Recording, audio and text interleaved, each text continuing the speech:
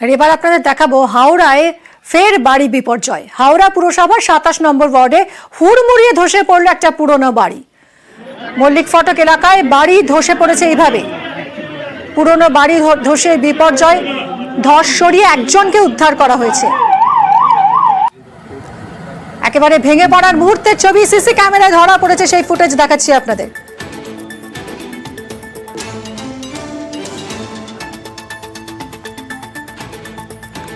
হাওড়ার মল্লিক ফটকে হুড়মুড়িয়ে ধসে পড়েছে পুরনো বাড়ি, সেই মুহূর্তের ছবি দেখুন, সিসি ক্যামেরা ফুটেজ। ধস সরিয়ে একজনকে উদ্ধার করা হয়েছে। দেবাশিস আমাদের প্রতিনিধির সঙ্গে কথা বলবো। দেবাশিস, এই বাড়িটি কি বিপজ্জনক বাড়ি হিসেবে চিহ্নিত ছিল? তাহলে এই যে ব্যক্তি যাকে উদ্ধার করা হলো তিনি কি করছিলেন এই বাড়ির ভিতরে?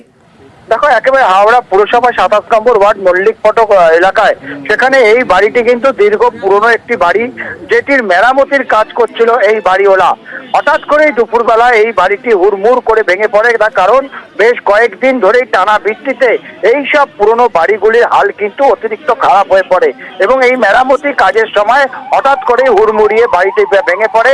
মূলত বাড়িতে যে ভাড়া থাকতো যে মানুষজন, তারা তখন সেই ঘরেই ছিল। সেই সময় বেশ কয়েকজন আটকে যায়। প্রাথমিকভাবে 2-3 জনকে উদ্ধার করতে পারলেও আরো একজনের ভিতরে আটকে থাকার একটা আশঙ্কা দেখা যায়। এরপরে সিভিল ডিফেন্সের কর্মীরা সেখানে আসে, লাইভ ডিটেক্টর মেশিন, সেই মেশিন দিয়ে তারা কিন্তু এই এলাকায় ওঠে এবং ধ্বংসস্তূপে একজনের আওয়াজ বা একজনের বেঁচে থাকার আজকে তারা জানতে পারে এই ডিটেক্টর দিয়ে। তারপরেই কিন্তু সেখানে সিভিল ডিফেন্সের কর্মীরা ধ্বংসস্তূপ সরিয়ে একজনকে উদ্ধার করেছে, যাকে এই মুহূর্তে হাওড়া হাসপাতালে নিয়ে আসা হয়েছে চিকিৎসার জন্য। এবং এই যে পুরো বাড়িটি, সেই বাড়িটির যে ধ্বংসাবশেষ যে রয়েছে সেটিও ভেঙে ফেলার কিন্তু সিদ্ধান্ত নেওয়া হয়েছে পুরসভার তরফ থেকে। দেবাশিস, পুরসভা কি বলছে এই ঘটনায়? হাওড়া পুরসভার তরফ থেকে বলা হয়েছে যে বেশ কয়েকটি হাওড়ায় এরকম বাড়ি রয়েছে যে এই বাড়িগুলি কিন্তু অবশ্যই বিপজ্জনক। অবশ্যই এই বাড়িটিতে এর আগে কোনো রকম অভিযোগ তারা পায়নি, ফলে সেখানে যে বিপজ্জনক বাড়ি তার নির্দেশও তারা দিতে পারেনি বা সেখানে কোনো নোটিশ ছিল না। তবে তাদের কাছে যখন এই খবর আসে, আশেপাশে আরো বেশ কয়েকটি বাড়ি রয়েছে, সেগুলিকে শনাক্ত করে বিপজ্জনক বাড়ি হিসাবে সেগুলিকে ঘোষণা করা হবে। এবং এই বাড়িটি যে দীর্ঘদিন ধরে পুরনো থাকা সত্ত্বেও কেন এই বাড়ির মালিক এই বাড়িটিকে পুরসভাকে জানায়নি বা কেন এর আগে কোনো রিপেয়ারিং বা মেরামতির কাজ করেনি, তা নিয়েও কিন্তু খতিয়ে দেখা হচ্ছে।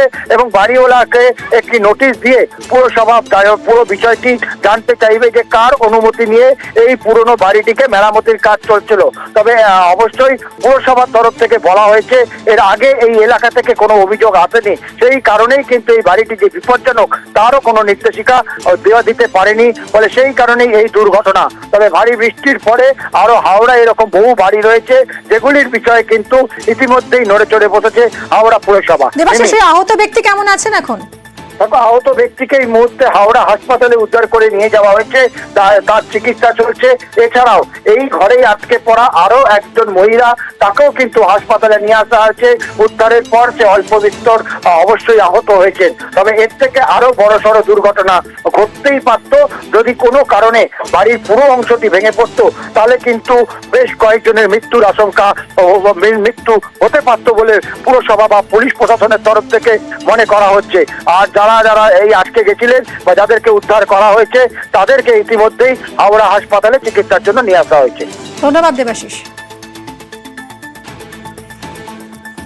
আমার ভাইরা যখন আমাকে খবর দিল, আমরা যখন ছুটে এলাম, তখন বললো বাড়ির সমস্ত মেম্বাররা অলরেডি বেরিয়ে গেছে, কিন্তু ওনার একজন মা কাঁদছিলেন, বলে আমার একটা ছেলে আটকে রয়েছে, মানে আমার বড় ছেলে না, যাই ছোটো ছেলে কেউ হবে। তা আমি তার মধ্যে অলরেডি থানায় খবর দিয়ে দিয়েছি এবং অলরেডি ফায়ার ব্রিগেডের লোকও চলে এসছে।